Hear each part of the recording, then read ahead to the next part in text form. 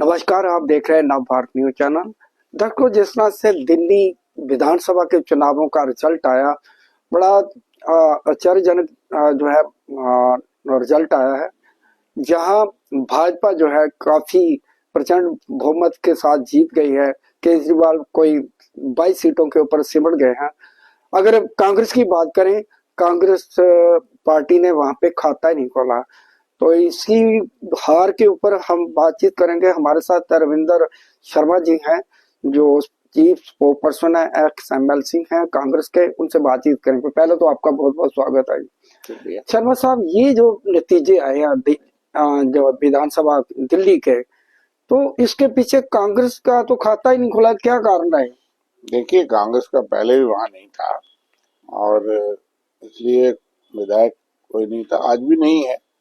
हमने प्रयास किया, लेकिन क्योंकि वहां बीजेपी और आम आदमी पार्टी की जो है वो टक्कर समझी जाती थी, उसमें कांग्रेस को वोट लोगों ने विभाजन नहीं किया। जो बीजेपी के खिलाफ था, उन्होंने प्रयास किया कि हमारा वोट डिवाइड ना हो, और वो आम आदमी पार्टी को ज्यादा मिल गया और आम आदमी को कम सीटें मिल गई, लेकिन मैंडेट जो है वो आम आदमी पार्टी के खिलाफ गया। चीफ मिनिस्टर जो उनका था, डिप्टी चीफ मिनिस्टर था, इसका मतलब है कि उनकी क्रेडिबिलिटी को फर्क पड़ा था और वो खुद भी हार गए। तो सरकार तो 10 साल से आम आदमी पार्टी चला रही थी, एंटी इनकम्बेंसी उनके खिलाफ हुआ।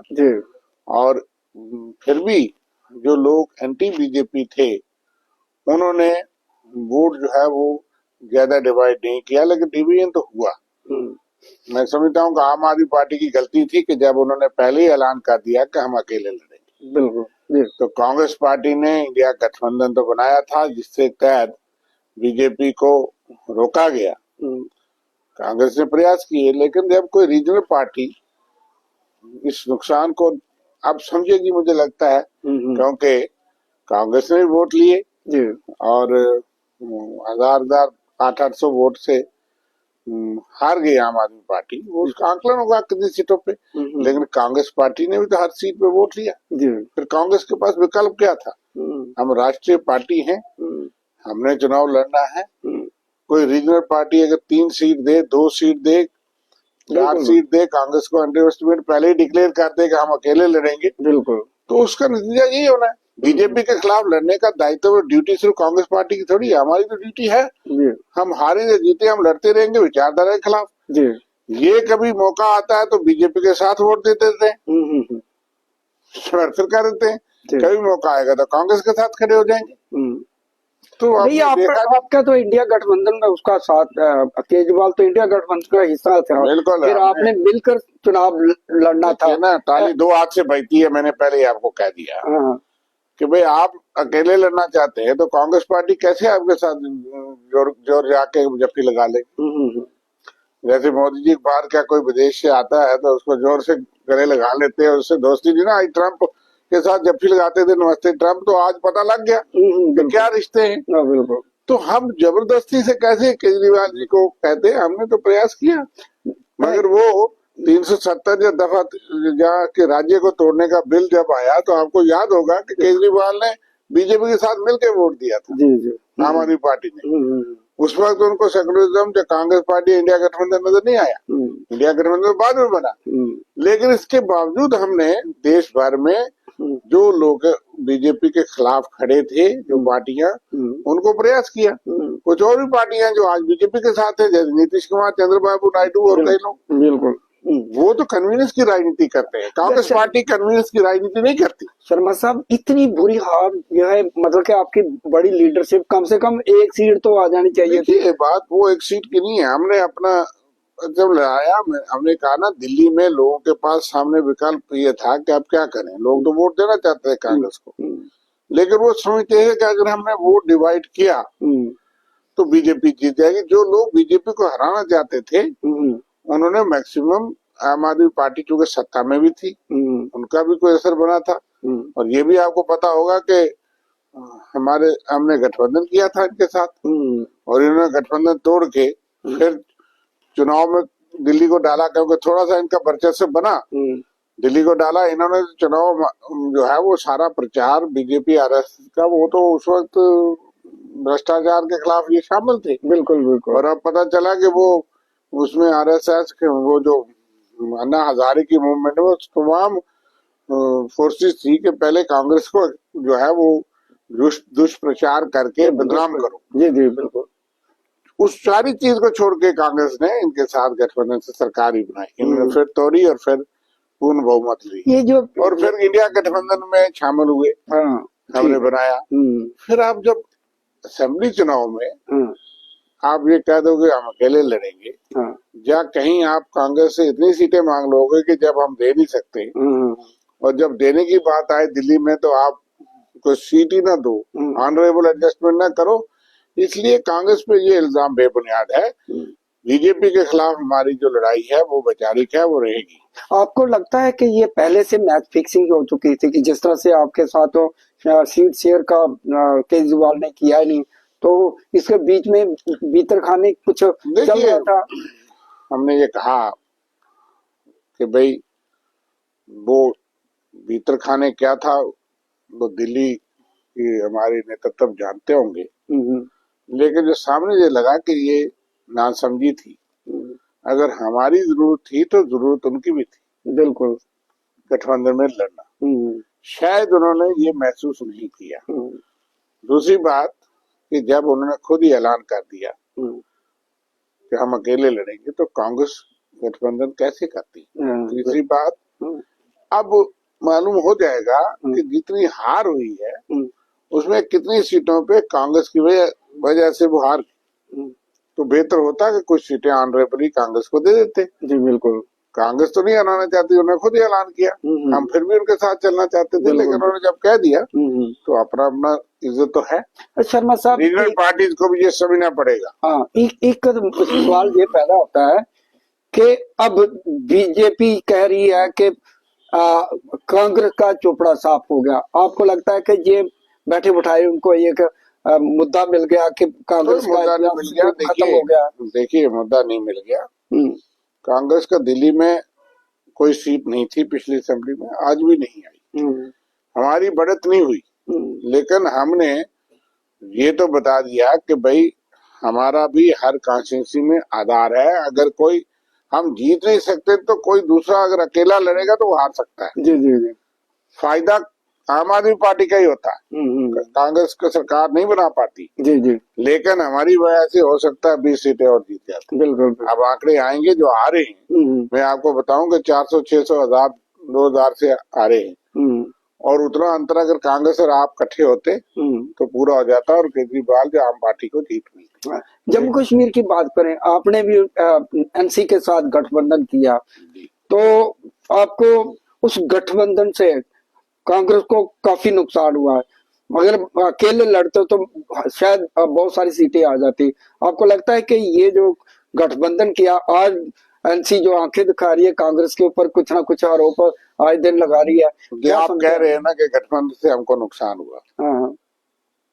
कभी कभी बड़े मकसद के लिए नुकसान भी झेलना पड़ता है। जरूर बात है कि यहाँ लोगों को कुछ चीजों पे बुरा लगा कि हमने सीट शेयरिंग में शायद कम सीटें ली, कुछ ऐसे कहीं फ्रेंडली हो गया, तो यहाँ सीट शेयरिंग पे लोगों को पसंद नहीं आया। शायद हमको नुकसान हुआ होगा, लेकिन हम बीजेपी को रोकने में कामयाब रहे। और अगर यहाँ भी हम इकट्ठे ना होते तो दिल्ली वाली हालत हो सकती थी। कहीं हम जीत गए, कहीं नेशनल कॉन्फ्रेंस जीत गई। आज बहुमत से सरकार है, नहीं तो बीजेपी दौड़ जोड़ में लगी थी। आपको मालूम है कि उन्होंने 5 लोग नामजद करने के लिए लिस्ट तैयार रखी थी। जो रिजल्ट निकलता, अगर 5-10 सीटों की कमी पड़ती, कोई उधर से तोड़ फोड़ करते, कोई 5 लोग नॉमिनेट करते, तो कांग्रेस ने सुप्रीम कोर्ट में एलजी के खिलाफ के सारी पावर इसको दी है। हमने इसीलिए सुप्रीम कोर्ट में जाकर के रोक लगा दी, पिटीशन डाल दी, उनको भी पता लग गया, और इतनी देर संख्या में वो नजदीक नहीं पहुंची। अगर कोई 5-7 सीटों पे और बढ़त मिली होती बीजेपी को, तो क्या पता किसकी तोड़ लेते। बिल्कुल बिल्कुल, क्योंकि वो तो चुनी हुई सरकारों को उन्होंने एमएलए तोड़ के फिर उनको अपनी टिकट दी, फिर चुनाव करे। मध्य प्रदेश और कर्नाटक आपके सामने है, तो यहाँ नहीं हो सकता था। वो तो आज भी कई बार जो है जो रूलिंग पार्टी के लोग वो किसका गेम खेल रहे हैं हमको नहीं पता, लेकिन आप देखिए उनके स्वर अलग हैं। कोलिशन की सरकार के खिलाफ भी है, अपनी पार्टी के खिलाफ भी हैं, किसके गेम खेल रहे हैं हमको नहीं पता। हाँ, तो बीजेपी इसमें सत्ता में है, वो हथकंडा आती है। शर्मा साहब, बीजेपी कहती है कि कांग्रेस भी यही काम करती थी, जो बनी हुई सरकार को तोड़ती रही है, गिराती रही है। वो भी आपके ऊपर इस तरह के आरोप लगाते हैं। नहीं, मतलब यह है कि अब ये रिपीट कर रहे हैं। अगर आज से 50 साल पहले कहीं एक जगह दो जगह हुआ तो इसका मतलब ये भिन्न नहीं है ना, ये हमसे ज्यादा खराब है। तो आप कैसे, आप तो आए थे कि हम we are a party with a difference. Where is the difference? लूट कसूट करप्शन तोड़ जोड़ जमहूरियत को तो यही ये बेनकाब हो चुके हैं। और सिर्फ ये है कि फिरका प्रस्ती के नाम पे अभी लोगों को गुमराह किया हुआ है, लेकिन डेमोक्रेसी नाम की चीज नहीं है। थोड़ा सा ठहराव आ जाएगा, ये ट्रांजिटरी फेज है। फिर देखो वो बीजेपी जो अपने आप को सैद्धांतिक बहुत असूलों वाली बताती थी, आज लोग बीजेपी वाले भी मानते हैं। वो कहते हैं ठीक है, सत्ता के लिए शायद ये जायज है। उनको आप ये कहना वो मुनासिब समझते हैं। वो तो उनको ये भी शर्म नहीं आती कि अमेरिका ने हाथ पैर बांध के जंजीरों में हमारे लोग जहाज में, फौजी जहाज में भेजे, और वो कहते हैं नहीं ना ये गलत गए थे। जो अंध भगत हैं वो तो इतने बेशर्म, वो कहते नहीं ना गलत तरीके से कोई जाएगा तो उनको ये बुरा नहीं लग रहा। नहीं, जितने भी टीवी चैनल है, जहाँ अखबार है, उनकी हेडलाइन सिर्फ मोदी जी की डुबकी के ऊपर हेडलाइन लगाई। जो इतना बड़ा कांड हो गया, इतने बड़े पैरों में बेड़ियां, हाथों में हथकड़ियां, उसको जगह नहीं दी, बल्कि जो अमेरिका की जो अखबार, बड़ी अखबार है, उसने इसको हेडलाइन दी। दुर्भाग्यपूर्ण है कि अमेरिका की अखबार ये हेडलाइन लगाती है, लेकिन हमारे मीडिया पे भी प्रश्न जरूर उठता है। अब आप जैसे पत्रकारों पे तो हमारा प्रश्न नहीं है। जो और पत्रकार जो इंडिपेंडेंट है, आप तो अपने चैनल के मालिक हैं, आप चल रहे हैं, जो आपके ऊपर नहीं दबाव होगा। लेकिन कई लोग तो ये सवाल पूछने के जवाब देने पे भी नहीं छापते हमारे। कल हमने प्रोटेस्ट किया, बड़े बड़े अखबारों ने उसकी खबर नहीं छापी। जम्मू के अंदर ये बात छोटी नहीं है कि अमेरिका के खिलाफ 100-200 लोगों ने सिर्फ पुतला नहीं जलाया ट्रंप का, मोदी का, लेकिन जो ट्रंप, नमस्ते ट्रंप और मोदी दोषी, वो कहते नहीं ना हमारे लोग गलत गए थे। जब आपको हिम्मत ना हो तो आप कहते नहीं ना मेरा ही बेटा गलत था। जयशंकर ने भी इसकी स्पष्टीकरण दिया। बड़ा दुर्भाग्य की स्थिति है इस वक्त देश के अंदर। बड़े बड़े जो पूंजीपति है उन्होंने चैनल खरीद लिए हैं, और आगे जो रिपोर्टर है लोग तो उनको कहते हैं ये गलत है, वो उनको तो वो भाषा बोलनी है मालिक कहता है। लेकिन ये है कि ये शर्म की बात है देश के लिए, तो उस पर नहीं बोलते थे। इसलिए अंध भगत जो है वो जस्टिफाई करेंगे हर चीज को, खरीद फरोख्त को भी जस्टिफाई करते हैं। जो कल हमको गलत कहते थे कि फलां जगह जनाब सरकार करा दी, ये कर दिया, आज वो जस्टिफाई करने में मजा लेते हैं। इसलिए एक बड़ा दुर्भाग्यपूर्ण स्थिति है। लेकिन हम ये समझते हैं कि ये साफ हो गया कि कांग्रेस के बिना बीजेपी के खिलाफ कोई नहीं खड़ा हो सकता, कोई जंग कामयाब नहीं हो सकती। शर्मा साहब, हम फेल हो या कामयाब हो, लेकिन सक्षम जंग लड़ी जा सकती है only with the support of Congress party. Congress के अंदरूनी कले भी जो है इसका कारण हो सकती है। आपने एक आरएसएस से लड़ने के लिए कांग्रेस सेवा दल बनाया गया, तो वो खत्म ही हो गया, ठीक है। और कांग्रेस में आपसी भी खींचातान है। हाल ही में जो रिजल्ट आया उसमें कोई खींचातानी की बात, बहुत सारे नेताओं ने कहा है कि हमें हराने वाले बीजेपी नहीं है, कांग्रेस के लोग ही थे। नहीं चलो वो नहीं, मतलब इक्का दुक्का कोई वारदात हो सकती है कहीं, लेकिन यह है कि जब हारने के बाद आदमी कहता है, ठीकरा फोड़ता है, वो सब चीजें जायज नहीं है, वो अलग बात है। लेकिन बड़ा मकसद ये है, मैं आपको ये कह दूं कि भाई कांग्रेस के समर्थन से ही जंग लड़ सकते हो। एक वैचारिक जंग है। जब दिल्ली में चुनाव हो रहा है, एक दिन पहले डुबकी लग रही है, पूरा प्लान होता है। बिल्कुल, 5 तारीख को वोटिंग होनी थी और प्रधानमंत्री जी और सारे चैनल मोदी जी को बता रहे थे, जो कि रेनकोट कहते थे मनमोहन सिंह लगा के नहाता है, तो वो उनकी डुबकी चल रही थी। उधर से भारतीय हथकड़ियां डाल करके, चैनों में डाल करके यहाँ भारत में उतारेंगे, उसकी खबर ही लगाएगी। बिल्कुल, मतलब किसी चैनल पे वो खबर दिख नहीं रही थी कि वो फोटो नहीं दिखाएंगे, बिल्कुल, कि वोटों में फर्क न पड़ जाए, सब कुछ सेट है। ये जो डुबकी वाली बात करते हैं ना, ये एक सनातन धर्म का एक है कि जो भी जाता है वो जो है ना धोती या अनसिले हुए कपड़ों में डुबकी लगाता है। प्रधानमंत्री मोदी तो ट्रैक सूट में नहा रहे थे, क्या कहेंगे? तो अभी जो सबसे बड़े सनातन के उसके ठेकेदार अब वो है, सनातनी तो हम भी हैं, हमें अपने धर्म में फख्र है, लेकिन वो एक धार्मिक मसला था, आज वो सियासी मसला बन गया है। लोग जो है वो अपने जो परिजनों को ढूंढ रहे हैं अभी भी। हाँ बिल्कुल मुंबई बिल्कुल अंदर व्यवस्थाओं की कमी थी, हाँ। और ये शंकराचार्य ने कहा कि एक दिन हमें उनके लिए प्रार्थना करने नहीं दी, हम एक दिन व्रत रख लेते अगर हमें पता हो इतने लोग मारे गए।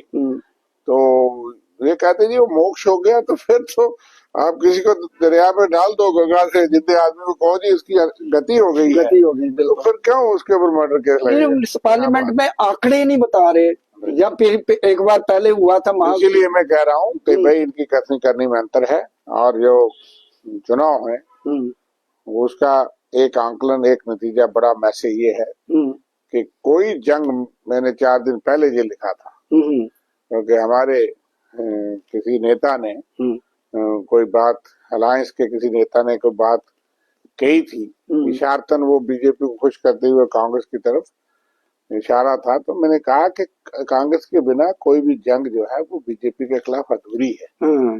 आप जीतो या हारो, पर कम से कम मुकाबले में तो कुछ होता है। बिल्कुल बिल्कुल सर। इसलिए ये जो क्षेत्रीय दल भी है इनकी भी ताकत है, लेकिन कांग्रेस पार्टी की भी एक ताकत है, और राष्ट्रीय पार्टी के साथ से हमको फिर जो है इंडिया गठबंधन को ईमानदारी से जो लोग साथ हैं, बीजेपी के खिलाफ हैं, एक हाथ बीजेपी के साथ हो तो दूसरा कांग्रेस के साथ हो, उससे गठबंधन नहीं चल सकते, लोग बेवकूफ नहीं बनाए जा सकते। बिल्कुल। और अकेले सोचने वाले, अकेले चलने वाले, फिर उनको सोचना पड़ेगा। हाँ, लास्ट क्वेश्चन सर, इस हार के ऊपर क्या मंथन किया जाएगा? क्या कांग्रेस, जिस तरह से हालात बने हैं, देश के हालात बने हैं, उसको उभारने के लिए कांग्रेस किस तरह से रणनीति तैयार करेगी, ताकि देशवासी जो इस समय त्राई कर रहे हैं, जिस तरह बजट देखा, बजट में कुछ नहीं है, आम लोगों के लिए कुछ नहीं है, तो किस तरह से मंथन करेगी ताकि ऐसी ताकत, सांप्रदायिक ताकतों से लड़ा जा सके? देखिए बात यह है,